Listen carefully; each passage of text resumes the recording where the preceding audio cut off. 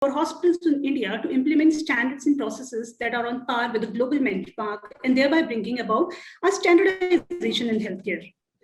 Now, achieving and maintaining compliance can help hospitals to maintain compliance with the healthcare laws and regulations, stay up to date with the industry standards and industry practices, while at the same time also reducing the risk of liability. Now, in a hospital, you'll see that quality managers, compliance managers, the management, and also the compliance committees are formed who are primarily responsible for the success of for the programs, for the implementation of the compliance program. But every employee in this organization is in his way responsible for the success of this program. Now, one of the many challenges that hospitals face during implementation is that even though the employees have access to the SOPs, guidelines, policies, but sometimes they find it hard to see how these regulations apply to my work. And this is where the role of training comes in. Healthcare compliance training helps employees to understand the importance of compliance, promote a culture of compliance, and also explain complex processes and regulations in a way that employees can understand. Now, we at MedLearn have understood this need, and we have come up with a compliance program for hospitals.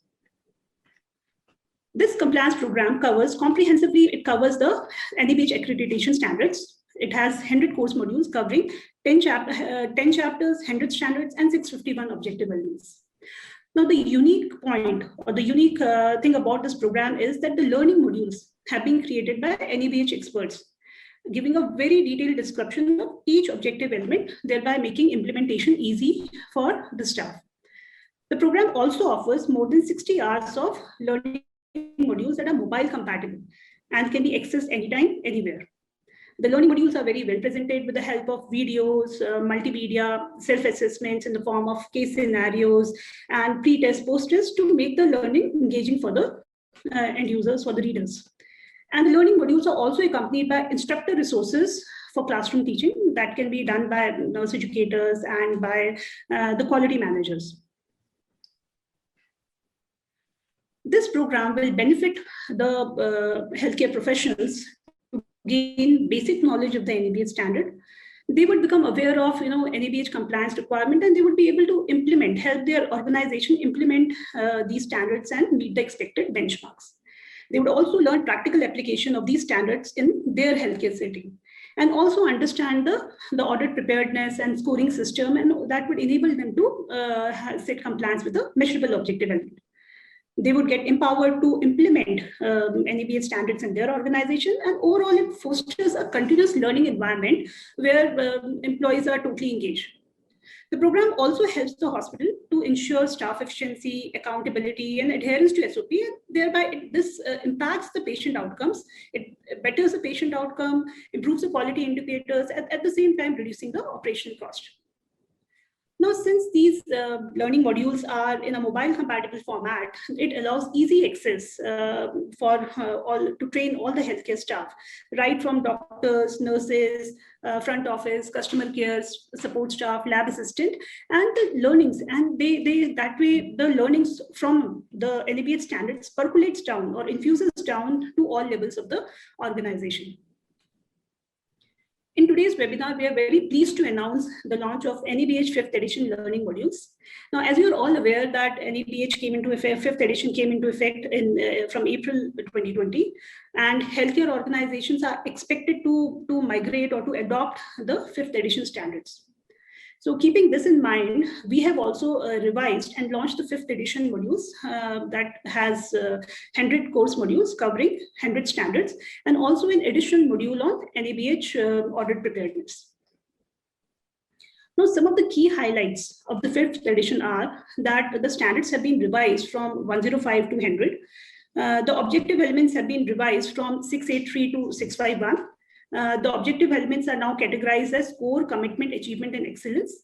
And for the first time, there are core objective elements that are related to patient safety goals, where compliance is mandatory.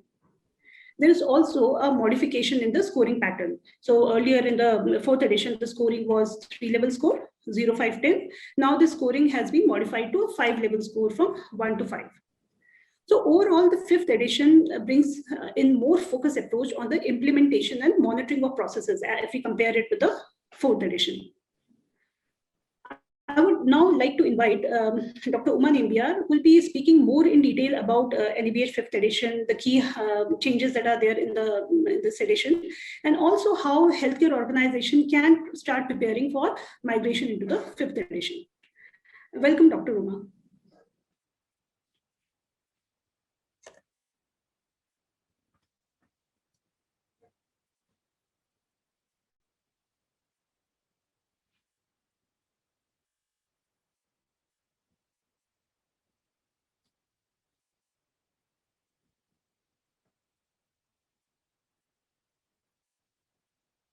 Dr. Uma, you can share the screen.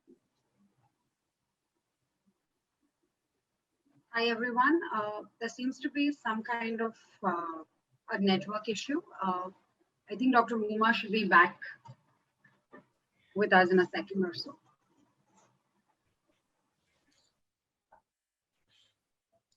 And so, for the benefit of the audience, I think we'll check what is the sequence of sessions from here on. If you can just reiterate. Yes. So the sequence is we just. I think Dr. Uma has just joined in. Ashila, yeah. Yes. Yeah, hi, I'm sorry I got disconnected just at the right time. That's right. This is something that always happens. So thank you very much. I thank the entire MedLearn team for this interactive session that we have planned together. I've always found all our sessions a great learning opportunity for myself as a person, and I think that this is going to be no different. So can I start with my presentation by sharing my screen? Yeah, yes. Yes. So here we go.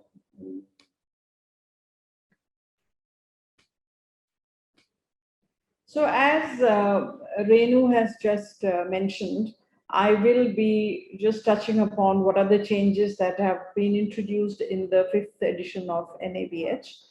And we all know National Accreditation Board for Hospitals and Healthcare Providers was constituted way back in 2005 under the Quality Council of India.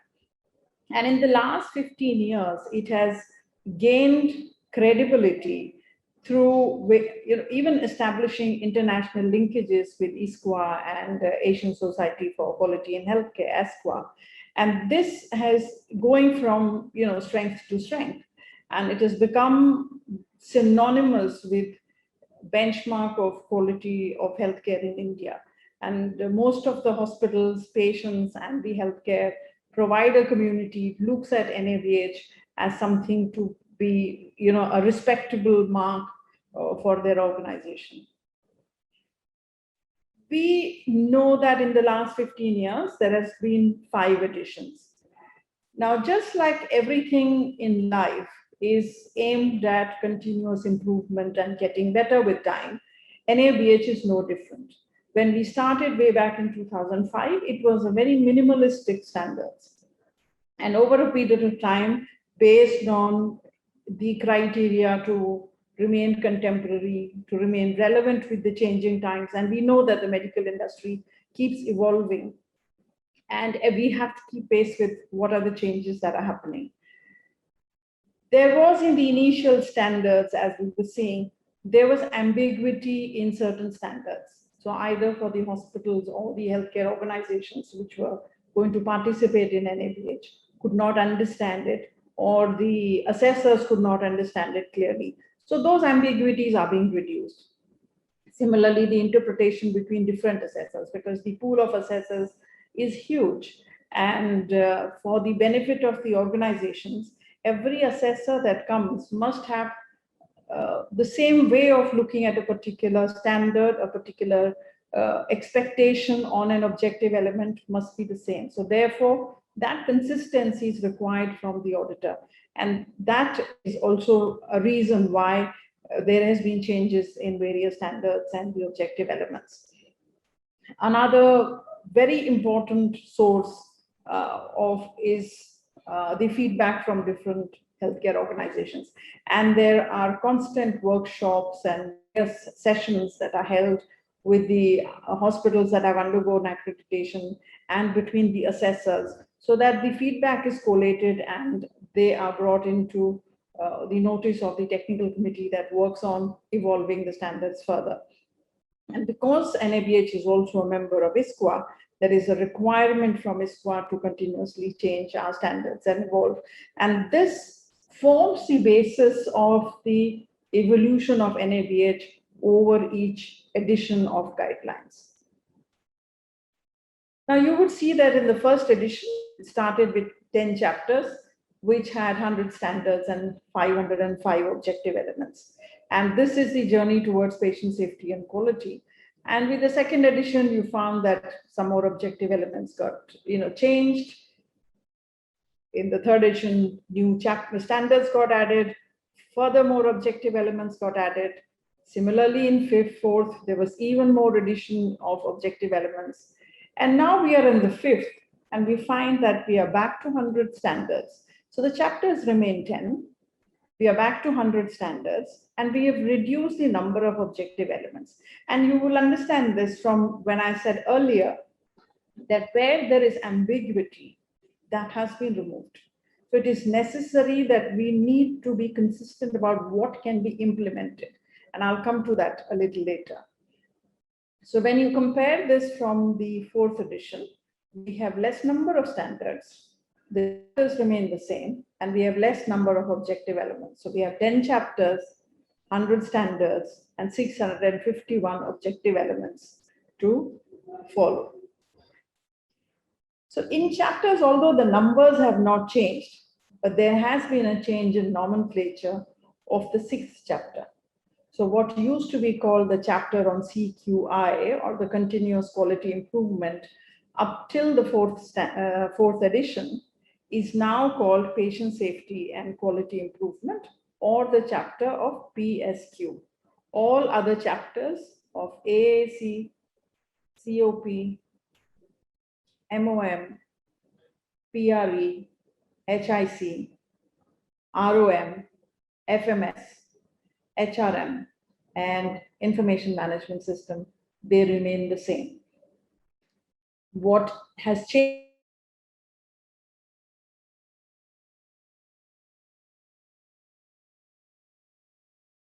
chapter from CQI to patient safety and quality improvement is that the main focus of NABH is on patient safety, and that needed to come out.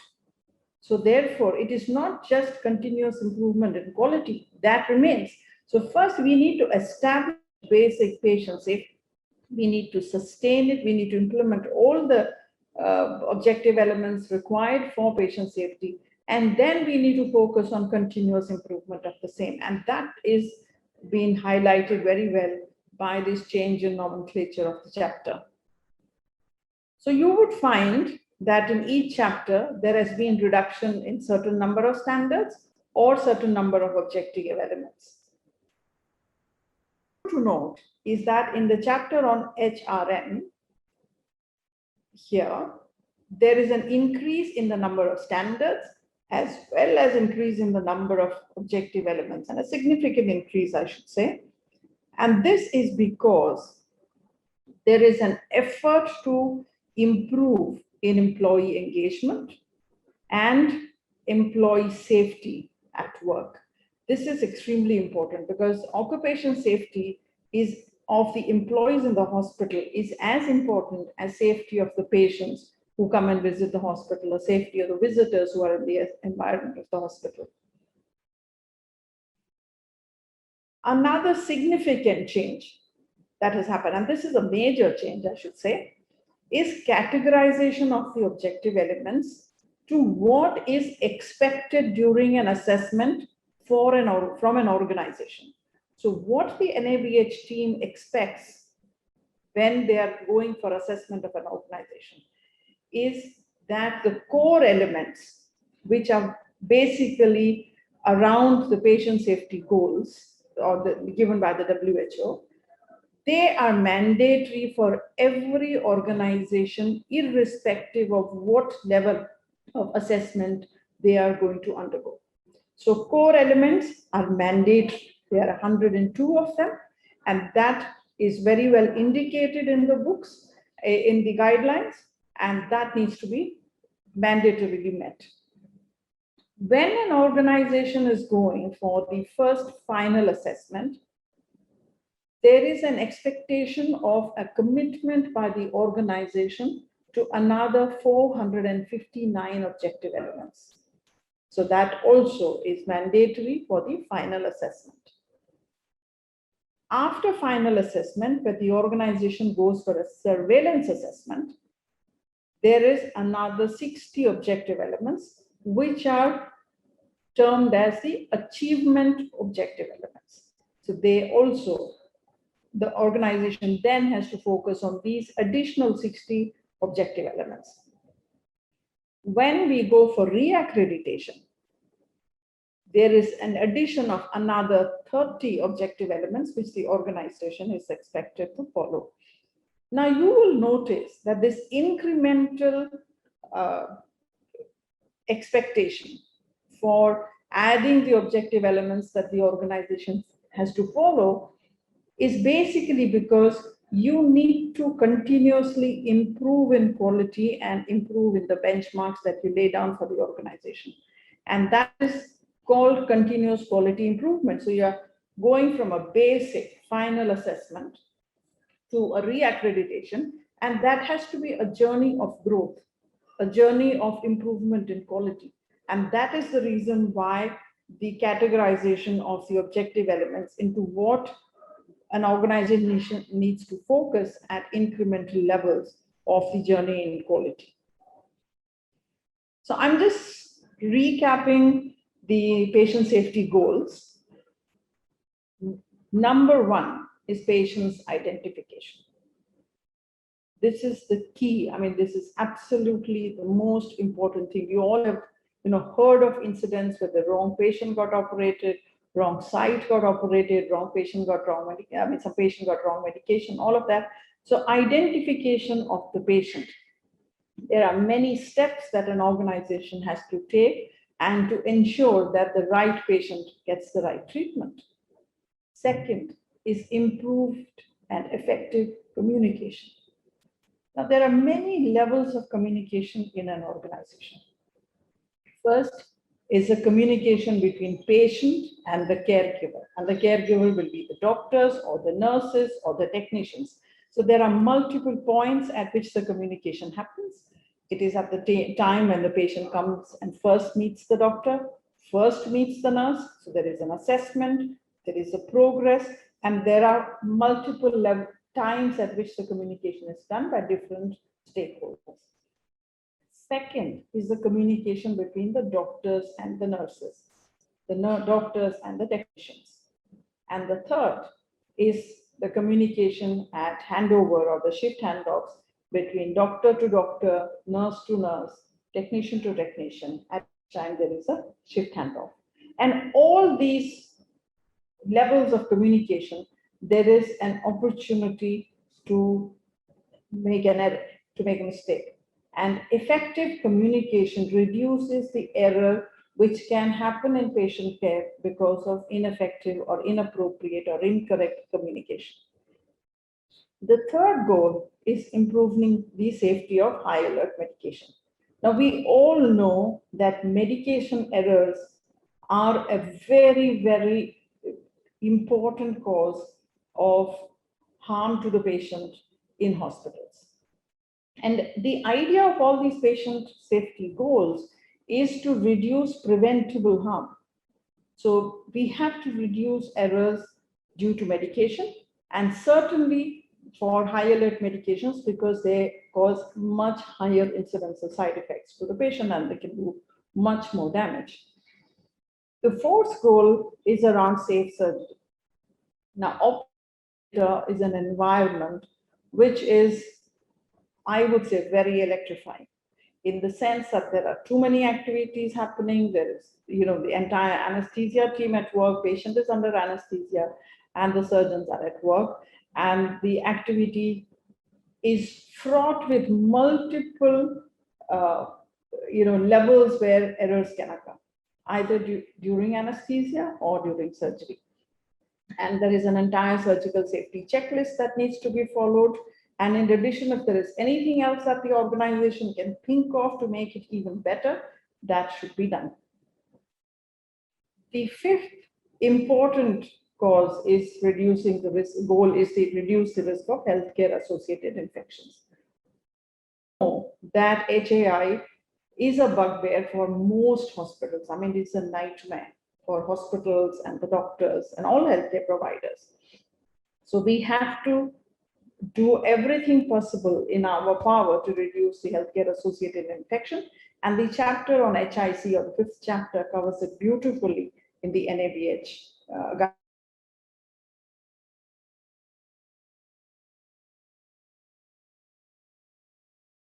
patients who are at high risk for falls.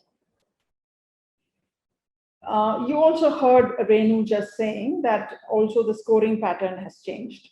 So in the 5th edition, the scoring has become a graded scoring system. So there's a grading 5-point grading system from no compliance to a particular objective element to full compliance of an element.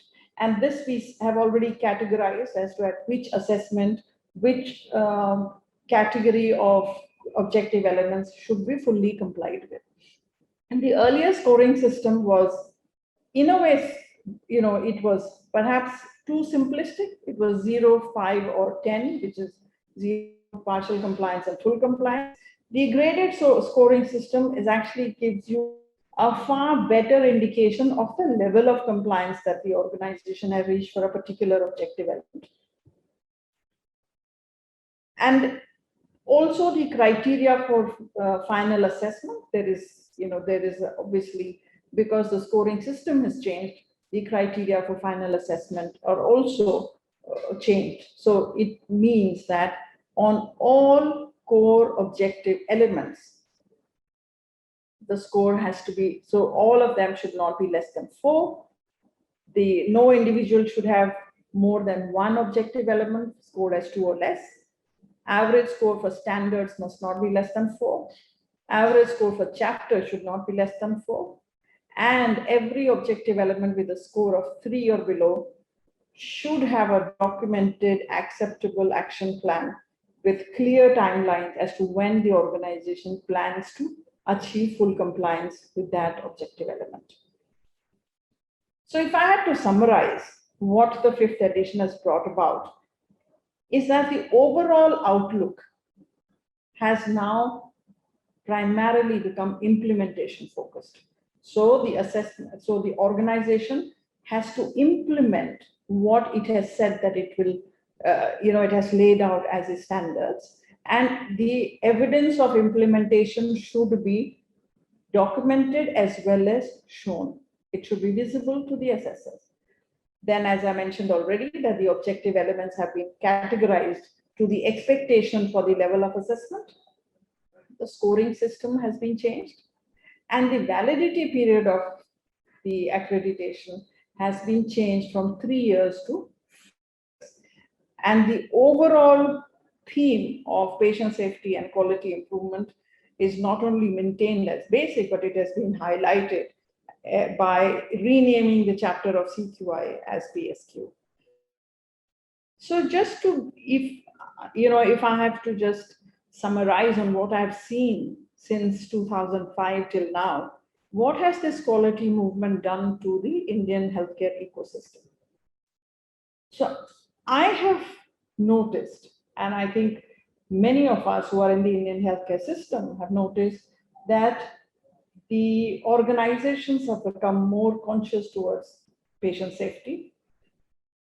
There are also, because there are guidelines towards occupational safety, they are also more conscious about occupational safety. Not only the organizations, every employee also is more conscious about occupational safety. So they are careful about needle stick injuries, about, spill management. They are all aware of it and they know how to do it and they follow the procedures regularly. So the organizations also who have undergone NABH accreditation there is a culture of quality that begins with the assessment and then it continues to grow. The other important highlight that I would like to focus here is that there is an increased element of trust in an accredited hospital by the patient community. So even if the patient does not know any doctor, does not know any person in that system, or is going to that hospital for the first time, the fact it has an NABH accreditation gives a level of confidence to the patient that there will be a given standard that is maintained. And that's very important. And of course, financially also it has, improved the status of the healthcare organizations because it is necessary for empanelment, you get better payment for empaneled organizations and the insurance and the railways and defense and so on and so forth. But the element of trust that the patient has in the healthcare that is provided in a hospital which is accredited by NABH is much more than a hospital that does not have similar accreditation. And I think that's an important factor because the premise of doctor-patient relationship and that community in the healthcare ecosystem, this is the central theme, is the doctor-patient relationship of trust and mutual trust and confidence. And I think the accreditation goes a long way in building this trust. What else can an organization do after achieving NABH? I think we should remember that NABH is just one of the building blocks of quality and patient safety. We have to look at patient safety in totality.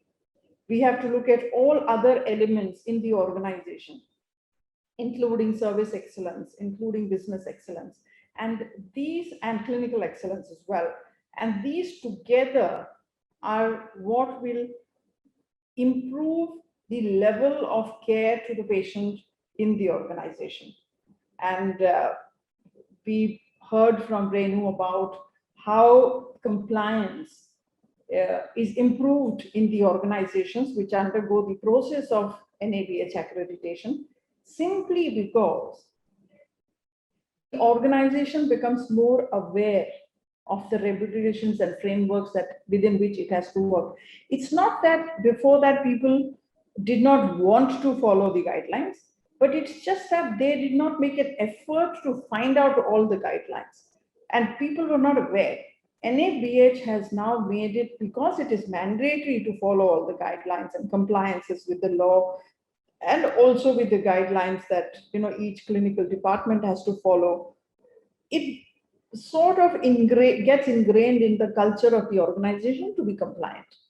Now, compliance could be statutory, with all the regulations and pollution control, building permits and occupation certificates, Clinical Establishment Act, and so on and so forth. There is a whole list of them. And there are also many non-statutory guidelines and standards, like in the NABH guidelines, or domain-specific benchmarks of quality and excellence, which the organizations can themselves make their own benchmarks, follow the international or national benchmarks, and continue to improve upon them. And like after a clinical audit or in a non-clinical department, how do you improve your performances? So for business excellence, for example. So these are all compliances that the organization begins to follow, and it becomes a culture of the organization. Now the other,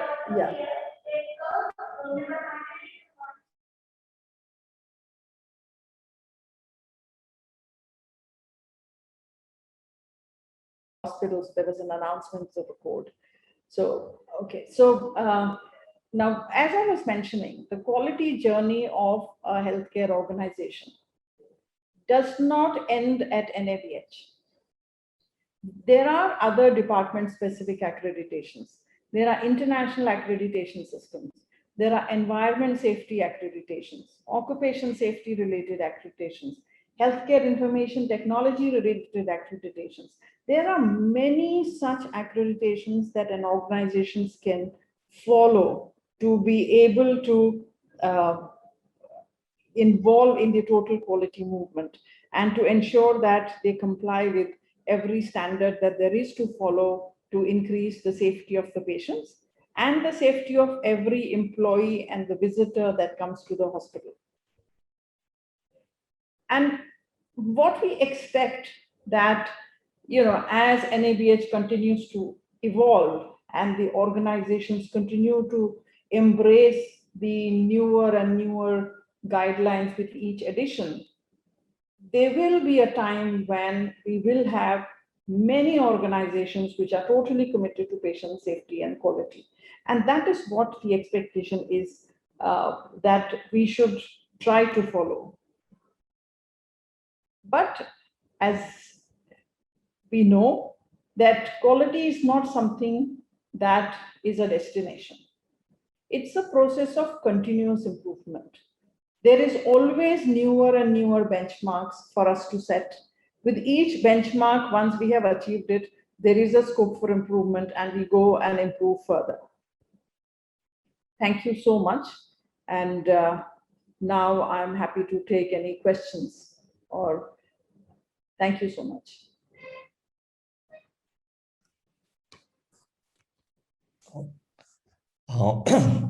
Thank you, Dr. Uma, and thank you, Dr. I think we do have some questions, but there will be more. So what we'll do is we will continue with the agenda.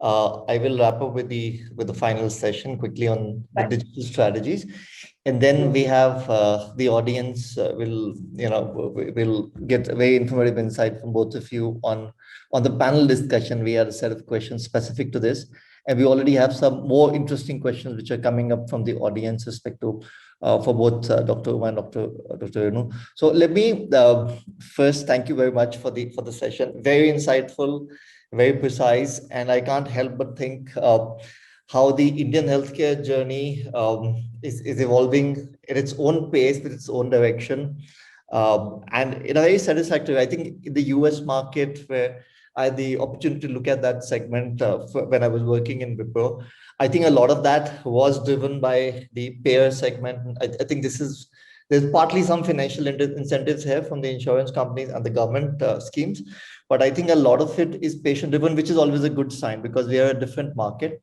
and the imperatives are different. So without, we'll come back to some of these questions. I think when we have the panel discussion, there are interesting questions about EHRs coming up later. I can see it in the stream. We'll get those answered. Now, let me quickly share my screen. Just bear with me.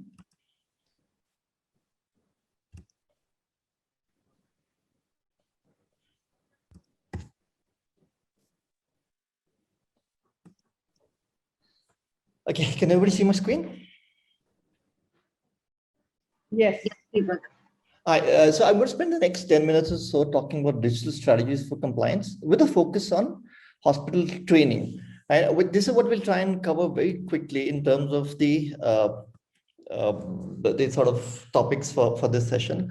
How digital strategies actually empower workplace learning, because workplace learning strategies are very different from what you see in schools, colleges, and even formal training. I think whenever there is workplace learning, there's a different environment and constraints. There is, you have to balance your responsibilities. It's connected to your performance appraisal. Your attention span's different. Your opportunities are different. The infrastructure available is different. So I think while traditional training has obviously been important in some sectors, it's becoming very important in healthcare. The current workplace situations demand a lot of digital. We'll talk a bit about how digital helps there. I give you one example from the digital learning, specifically in healthcare settings, where Belces and Medline have had an opportunity to drive a significant change in the resuscitation training.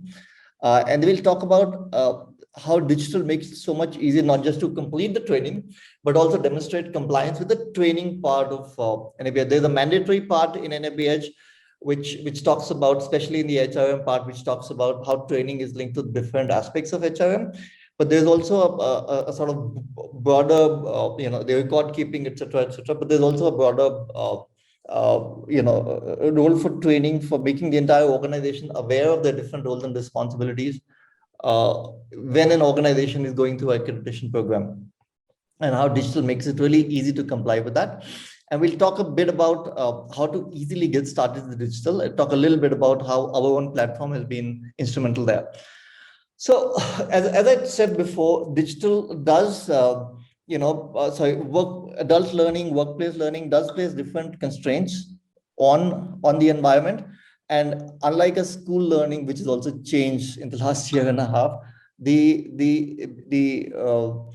digital learning strategies involve short attention span, adults who are busy, whose main role is something else, they're not there to learn, etc. And there are different constraints on that. So digital, which has worked in the current workplace related learning, is things like be able to get instant feedback, right? In terms of when there's micro segments of learning, when there's evaluations, interim evaluations, which let you direct your progress. It reduces the frustration, increases the engagement, and also lets the learner set his own pace. The extension of that is personalized and adaptive learning, which is basically tailoring as the feedback comes in on how well the learner is learning. Then each course, the same course for different learners, takes a different part depending on their level of the course adapts to how well you're learning and what your respective strengths and weaknesses are. Again, gaming is important, by which I mean things like leaderboards, competitions, the visibility and the peer pressure, and an organization view of saying how well am I doing vis-a-vis my goals, my peers, etc. The other most important part of digital in the learning scenario is how it enables blended models. When I say blended models, things like classroom training, online and offline training, how you can actually blend literally your coursework, which is self-paced learning, along with instructor-led learning. And also in these times of COVID, where sometimes physical classrooms are next to impossible, digital really comes to the forefront, and it is enabling a lot of hospitals to continue training even when a lot of restrictions are imposed on the workplace and in classrooms, right? And obviously, a lot of this is related to the fact that it's very personalized, it's on your own device, and therefore you can easily juggle work and learning because you can do this on your mobile today, and which is also very encouraging, since the Indian market has a pretty interesting leapfrogging element in terms of learning digital. The specific example on digital learning in healthcare I want to point out is there's a resuscitation, which is the cardiopulmonary resuscitation, also called as basic life support. Now in the US, the American Heart Association is almost a de facto standard. And 7 years back, they were literally training 2 million people using print books and classroom training, where the instructor would show how, and it literally would give you feedback, and it'd be a 2-day course where you come up with a certificate that was good for 2 years. It was part of your CME, CNE.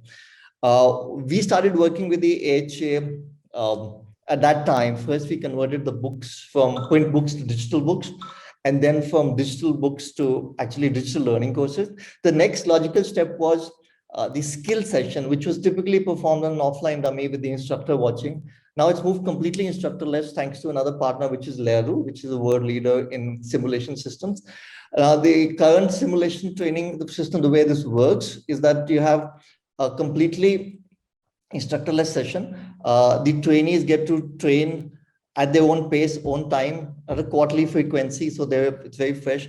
The automated system gives them instant feedback when the compression is right and the number of frequency of compression. So it's literally moved from a very traditional learning system to a very, very effective learning system today, which is instructor-less, cost efficient, and it's called low dose high frequency training for a reason, because if you practice resuscitation every quarter, you feel that much more confident when you have to resuscitate a live case, right? So in that sense, it's been a demonstrable quality improvement, which is now powering thousands of US hospitals and millions of learners. Incidentally, I think NABH also has a sort of very high overview of how the need for resuscitation and basic life support training, especially for patient-facing roles. But I must say, we are hoping that some of that, as time progresses, the actual implementation becomes a lot more quality-driven. Right now, I think what we're seeing is early adoption of more sophisticated training, and we're bringing some of these methods to India. But we are hoping that even for some of those things where the resuscitation training is fairly, generally defined, the standards are raised progressively. The other part, which I talked about, how digital makes it easy to comply with, for one thing, the tracking and completion of all the training that's required, and there are different standards within NABH which talk about training that needs to be evidenced. That is almost real time. You can open a dashboard and see that. There's no paper trails. If there's a reporting system or a system for gathering metrics, it can automatically feed your training metrics back into that system. And managing course assignment, for example, we said there is a specific set of courses which may be required for different departments, different individuals, and a lot of that digital training can be literally assigned automatically once a training calendar and the plan's set up. And training calendar can be just with a template set which is defined for different groups that can be assigned and tracked to completion. Digital also lets you keep a policy and procedure repository completely ready for reference for any. So typically a genuine quality initiative involves almost every person in the organization, and they are different. They have to have a broad understanding of what the organization is trying to do and their individual specific roles and responsibilities, which are put in different documentation. So this helps the entire organization come to a common platform while everybody is doing what they need to do for their specific roles. A common repository training, understanding of what the standards are, the objective standards are, is so much more possible and collaborative with a digital platform. And feedback and survey features, which the accreditation requires that continuously take feedback from the learners to make sure your training systems are continuously improving. That is inbuilt as part of a digital system, right? Now, how do we get started with digital? Let me come to the final part of my presentation.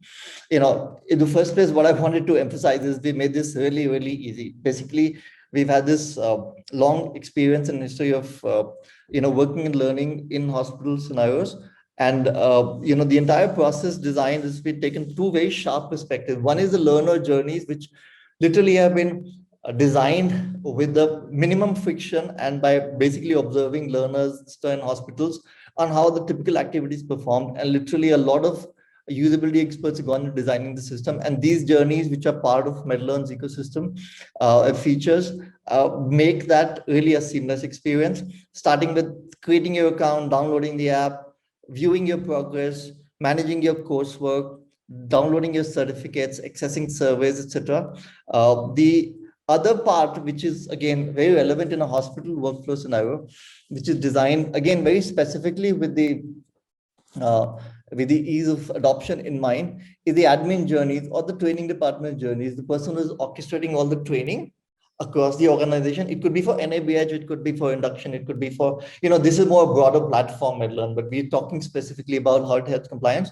But in general, a learning and a training platform needs to take care of a certain requirements, which makes it easy for hospital to adopt, fit in naturally to hospital workflows. And these are the admin journeys, which again been carefully researched and designed and implemented in our platform. So starting from uploading your own hospital content, converting it into a training program, scheduling virtual classroom where physicals are impossible, creating feedbacks and surveys, assessing individuals on their learning, monitoring and tracking and planning the trainings. All of that's part of the platform. We also have a hospital success team, which is again a bunch of very motivated quality and training experts who all have degrees in hospital administration and quality. And they help and onboard platforms right from onboarding all employees, managing engagement, walking you through issues, managing your support, making sure all your clarifications are responded. So this is literally for, again, small size organizations, lean organizations, which cannot fully have a full-fledged training department. We like to think of it as your training department out of a box. It comes with a platform. Outside the NABH fifth module that Dr. Renu talked about, so I will not dwell much. There's a whole lot of other content on the ecosystem that we have, including the Royal College of Nursing and Spark, etc. And this includes not just quality and other clinical training, also soft skills, clinical compliance trainings, because a lot of the organizations are discovering that to protect their brand, it's not just necessary to do the minimum compliance, but also build on the soft skills and build on the patient interaction skills of their staff. And that's very much part of the ecosystem. And I want to just end with Look who's already here. So we already have been in existence for a year and a half now. We have about 143 hospitals in India and in the Gulf countries with more than 35,000 healthcare professionals. And some of our, so this is our background where we come from. MedLearn is incubated at Impulses. And, we had a long relationship with some of the leading medical publishers and knowledge providers, including American Heart Association and a few others I will mention. And we've leveraged all our learning for the last 2 decades to build this platform from the Indian and Asian markets. This is a bunch of relationships that we bring. They're part of our content ecosystem as well. Some of our customers, some of the leading brands in the Indian healthcare are part of the ecosystem. They have good things to say about us. Finally, if anybody in the audience or their colleagues need to connect with us for a free pilot of the platform, they can note this down. Richa will also broadcast this when we get done. Thanks. Richa, did I exceed my time? No, Deepak. Okay. So can I stop sharing? Yes. Okay. Just one moment. Sorry, just one moment.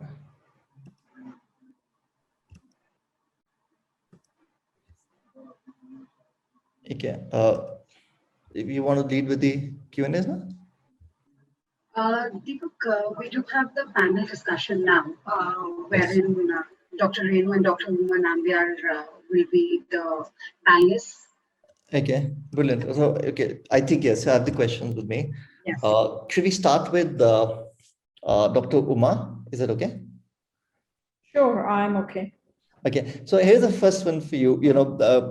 In terms of some of the basic. You want to maybe stop your screen share? I thought it was okay.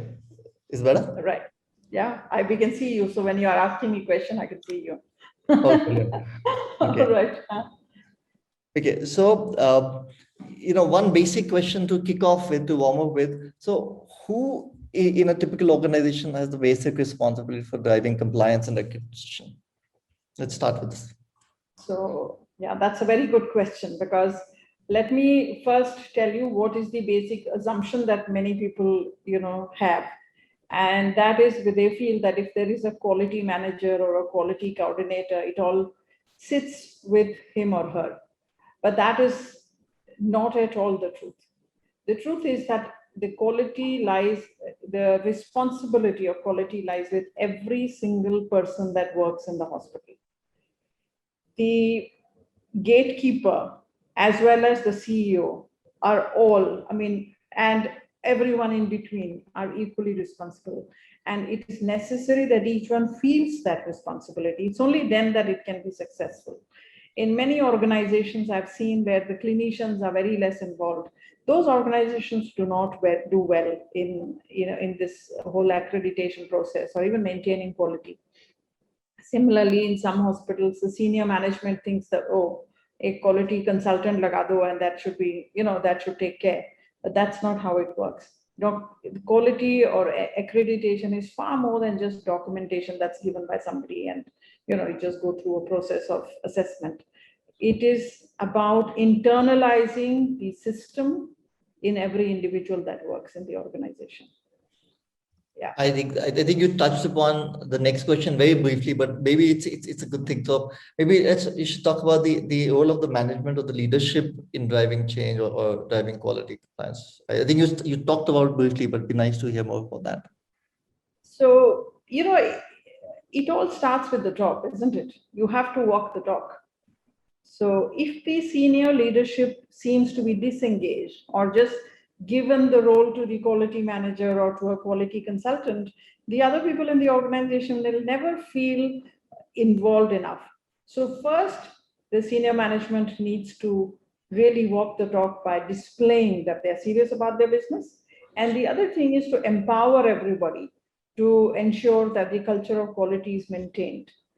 And by empowering everybody, I mean that if there is something being noticed, which is going to cause any preventable patient harm, then every employee can report that error and there can be a corrective action taken for that. So such a culture that needs to be built up can only happen if the senior management allows that to happen. Right. So I think one more question before I go to Dr. Venu. So the documentation has traditionally been important in any processes based on assessment and audit. And how much has that changed, etc., with the new edition? And where's the role of documentation today? So you see, documentation has always been, required, and I'm sure all of us who worked in the hospital industry know that, there are reams and reams of documents being written and notes and everything. But with the process of accreditation, there is a streamlining of documents. So we start with, every department has their manual. It lays down what is the department's scope, what is the department's purpose of existing, what all it does, and who are the people who have to do what. It really clearly lays down the whole process.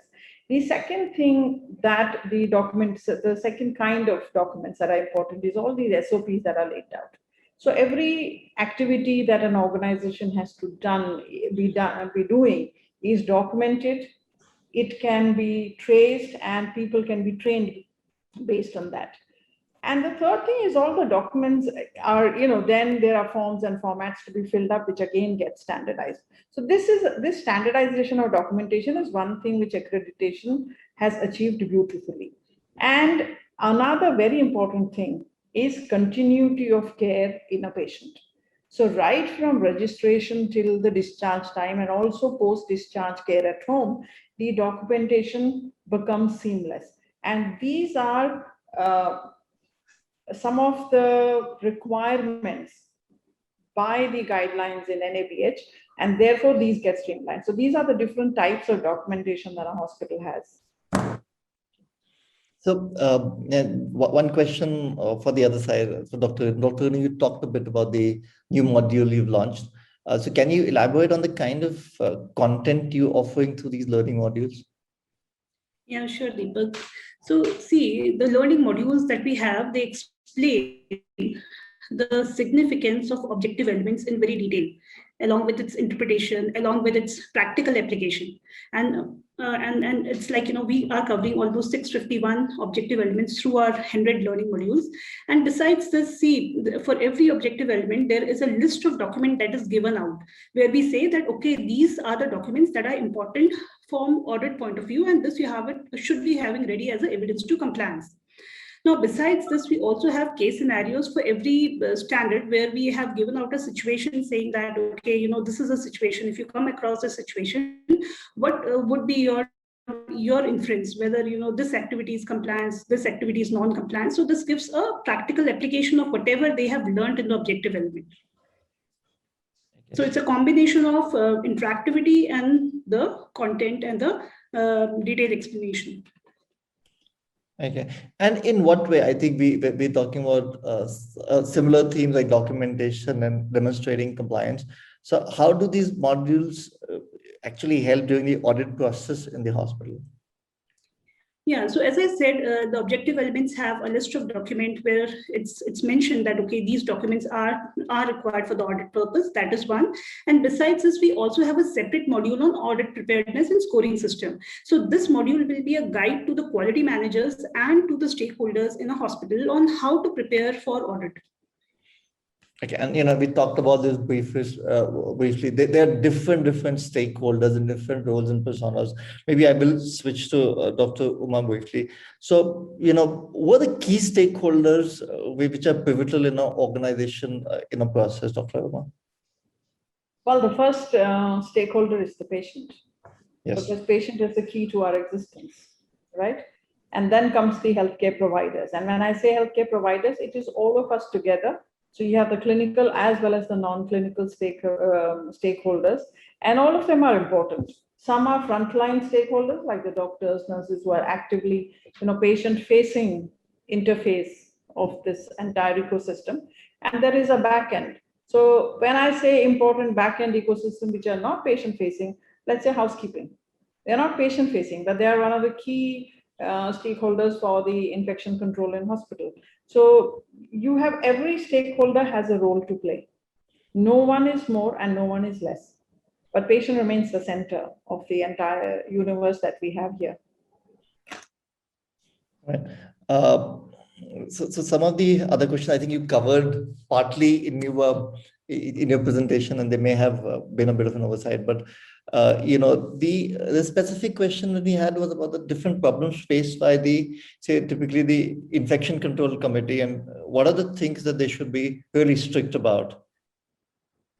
So, while it's very essential that all of the hospitals need to have infection control committee and everything, I think I would call them the important watchdogs for preventing antimicrobial resistance and the problem that all of us face and the evolution of superbugs and having an organization where you have a lot of resistant organisms at the end of the day, because hospital is a place where there are many susceptible patients who are immune compromised. There are a lot of bugs, floating around the hospital, and there are also enough number of antibiotics. So one of the key roles, what I see that the hospital infection control committee has to do is not only just identify what infections and susceptibilities there are, and to, institute practices and guidelines for preventing infection, and also to see that there is good antibiotic surveillance program in the hospital. So both are important. One is to prevent infection. They have to make sure that everything that they do in their power, and training every individual, watching everyone, making sure that the surveillance is conducted very thoroughly, and simple things like hand hygiene surveillance, then of course environmental surveillance in the organization, in the ICUs, in the theaters, all of that. But more importantly, the practice of prescribing antibiotics indiscriminately. This should be prevented. And I think this is a responsibility of the hospitals. And in the hospital, the infection control committee, along with the pharmacy and therapeutic committee, together needs to monitor the antibiograms and make sure that the use of antibiotics is very judicious and very rational. Fair enough. So maybe one more question of interest to both of you, and then we'll go over to the audience. I think there's a fairly long list of interesting questions, but specifically, I think somewhere NABH is very just one of the compliances. So there are other compliances that a hospital needs to monitor as well. And does NABH help in any other way except for just that? So you want to take it, or I will take it? Yeah, ma'am, go ahead. Okay, all right. So, see, to me, I look at NABH as one of the accreditation criteria that the hospitals follow. Now, we can have similar patient safety related accreditation criteria from the JCI, ISQA, and the other international systems of accreditation. But there are others as well. There is environmental surveillance and environmental, safety criteria. There are others for, let's say, in your cafeteria, you need to, make sure that the food handlers' safety and that, you have norms to follow for that. Then there are now we use telemedicine.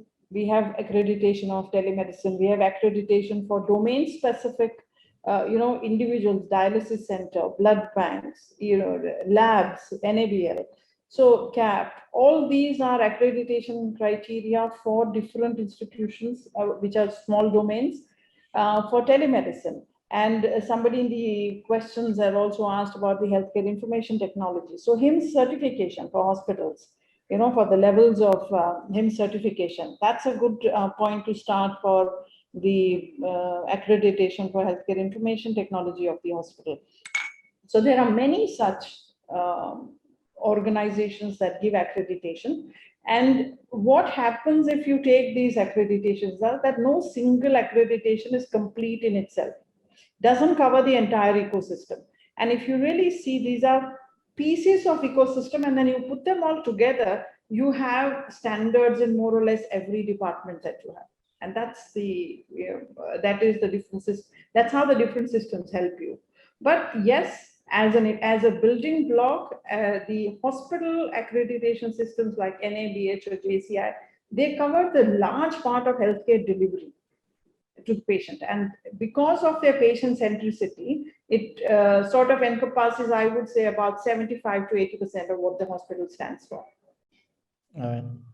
So thank you, Dr. Uma. So, Dr. One question I think very specifically for, I think perhaps relevant for the existing hospitals who are already on MedLearn and who are using our 4th edition learning modules. What happens to that? Will they get upgraded to the 5th edition automatically? Yeah, so people who are using our 4th edition will have to wait for their respective hospital to subscribe to the 5th edition for them to be able to access the 5th edition course module. But if someone is looking for individual access, then they can go to our MedLearn store and purchase these courses. They're available there on our store. All right, good. I think we have hopefully that's answered the questions that we thought interesting, but I think there's a whole bunch of more interesting questions which have come in for the audience. Can I put the first one to Dr. What's your opinion on converting to electronic records, and how do you think this can be implemented in the Indian healthcare system? So my answer is that the electronic medical records are going to transform. I mean, they are the best agents of transformation in healthcare ecosystem.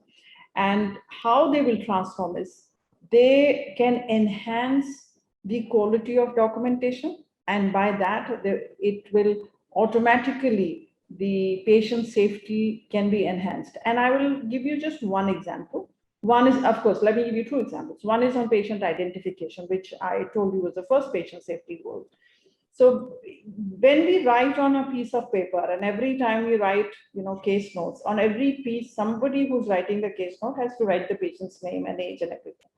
The chances of error in this transcription is very high. Whereas if you have an electronic medical record, you record the patient's demographic details just once, and everywhere it gets populated.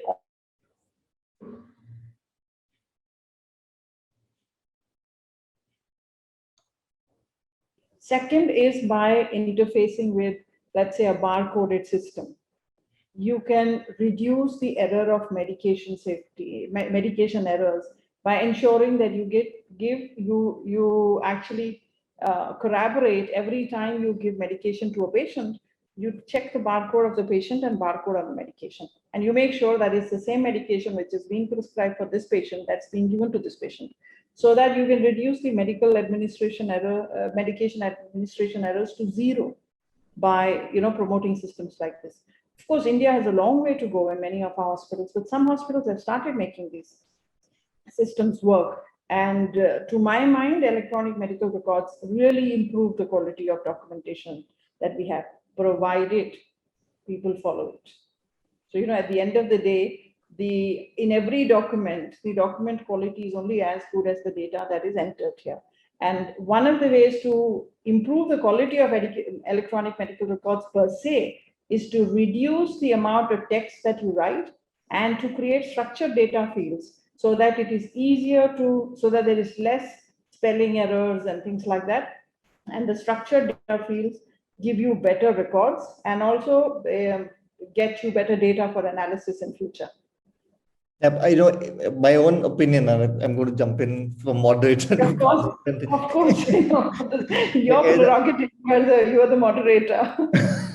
So we saw this evolution painfully in more so-called more developed markets like the US, where I think government, because they're a big payer and insurer, they spent a lot of money subsidizing adoption of this, so quality could be measured, and they could do that because they were controlling payments of Medicare and Medicaid.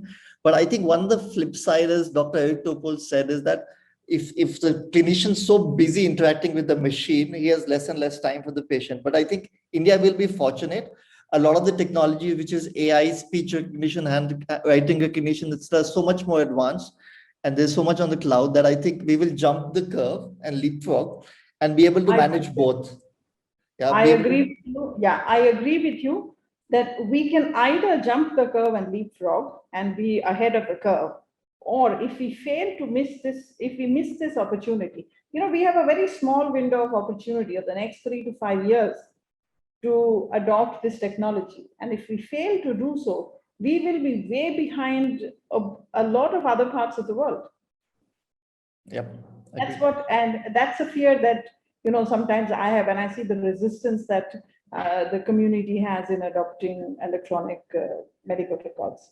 But yes, speech to text and voice to text, I mean all that, and handwriting recognition, all that is like getting simpler by the day, and people are also getting more aware of how this can improve their life. And I think whatever happens, I mean whatever one may say, in the last 1.5 years, this whole COVID pandemic, I feel the best thing that could have happened in COVID is the adoption of digital technology and people understanding that digital is the way to go, patient as well as the doctors. So for all the bad things that have happened in COVID, this is one good thing.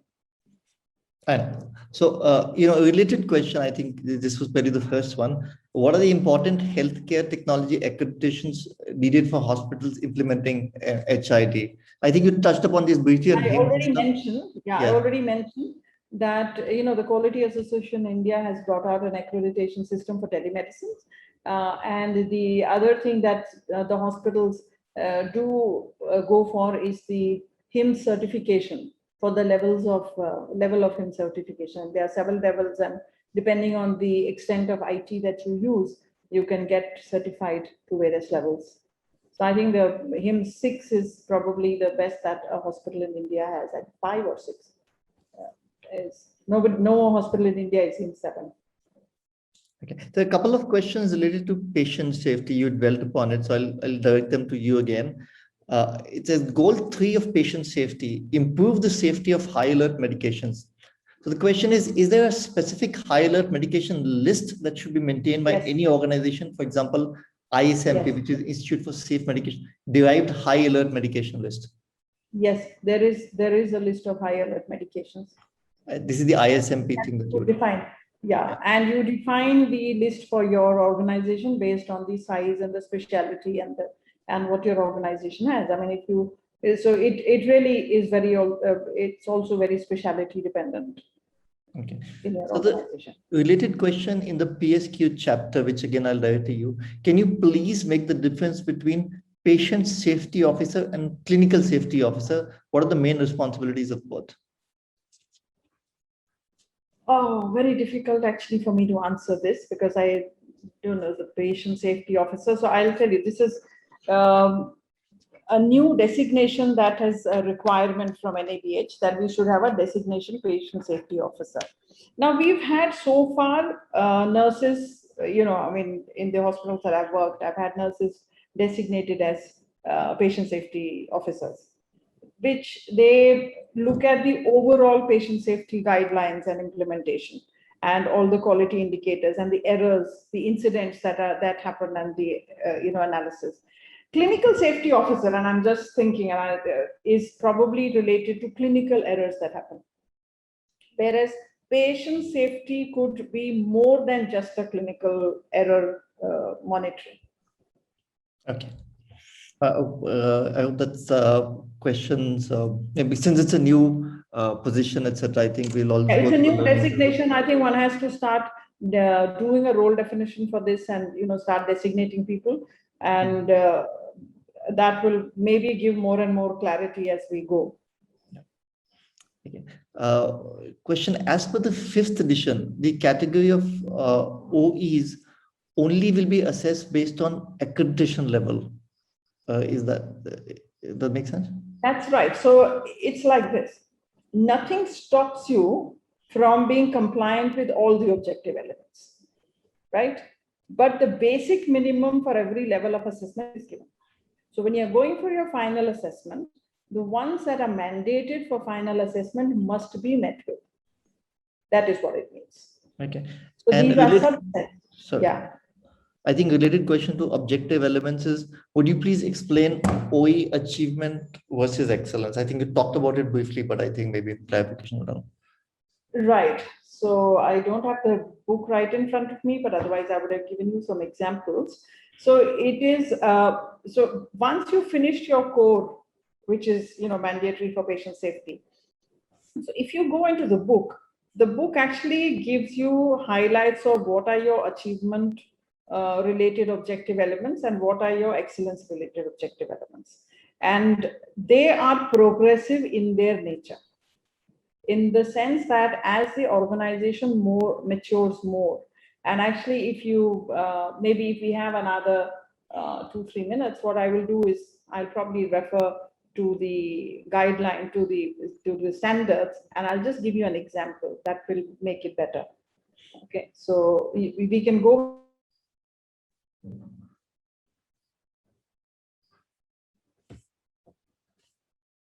Give you an example.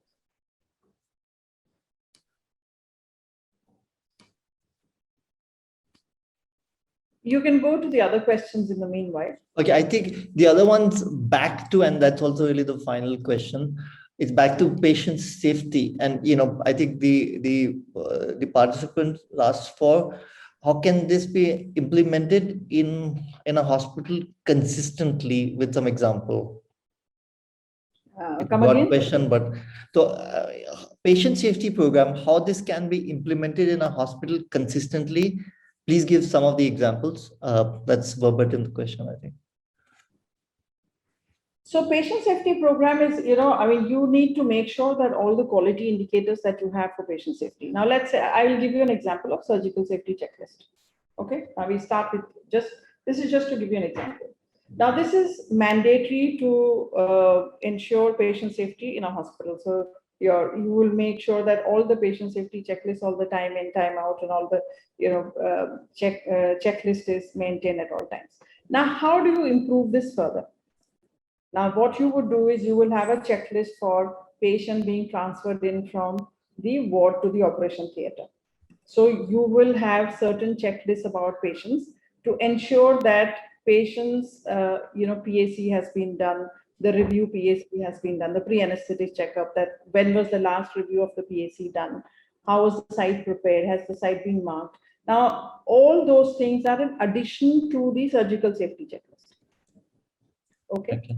Similarly, when the patients get transferred out, how do you make sure that all the checklists that you prepare for when the patient gets transferred out from the operation theater to the ICU, from the intensive care to the OR, you will prepare different checklists for different activities. And this ensures the patient safety during each of these movements. Now, at each of these movements, you also have what is called a shift handoff or a patient handling communication, handover communication between the nurses. This nursing communication can be a checklist. Instead of a nurse just saying that this patient came, he's operated for such and such a thing, and now he's all right. Instead of saying that now he's all right, they need to objectify that these are the vital parameters. And if you have electronic medical records, these checklists become very, very easy, because you have the checklists which are configured in the system, and the nurse reads out the checklist, and the other nurse has to accept that checklist. So nobody forgets at any time what has to be communicated. So 100% of every single item that needs to be communicated gets communicated. And with experience, when you find that there is, let's say we are following this process, and one person, we still have a problem, and that some nurse forgot to say something, or we have not included some aspect in the checklist, and patient develops a problem. So how do you improve it? You will configure the next item in the checklist. You will improve the checklist. You will further improve the quality. Now, some of the items, this is how the checklists get built up. This is how your benchmarks get built up. Similarly, when you do the hospital infection control, you have, say, you are growing E. coli in the organization, but you have not started isolating that, okay, the E. coli growing in the ICU is resistant, in ICU 1 is resistant to a particular antibiotic. Now, the same organism is grown in the ER as well, but it is not yet resistant. But what it indicates to you is that the hospital is in for a strain of growing resistant E. coli across. So you will take preemptive measure by changing your formulary with the antibiotics that are now sensitive, that this organism is sensitive to. Or you will change your perioperative prophylaxis or your preventive, or your prophylactic antibiotic cover by making sure that the antibiotic which has started showing resistance to the strain in one part of the hospital is not used. so that we do not have this resistant strain going across the hospital. So you have to be alert at all times, and this is how patient safety gets built in. Okay. Sorry, Doctor, I know you had a next one to answer, but there's one final question. Also, Dr. Uma, when dealing with documentation during accreditation process, do the documents need to be mandatorily available in hard paper, or can paperless processes be initiated while undergoing the preparation of accreditation or re-accreditation? You can do paperless documentation. Okay, so the answer is yes, it can be a paperless documentation. Yes, as long as you can show them. That's As long as you can show that. All right. So thank you again very much for Thank taking you the very time much. today. Thank you, Thank Dr. Renu, for your insights and giving us the time today. I think we had a very, very interactive audience, lots of sharp, insightful questions, very engaged audience. Yet to see something like this in a long time. So thank you everybody for joining in, and hope you had a good. If you need, which I will broadcast any contact details before we log off. So thank you so much once again for joining. Thank you. Thank you very much. Thank you very much. Thank you so much, everyone. If you want to sign up for a free trial with MedLearn, please write to us at info@medlearn.com.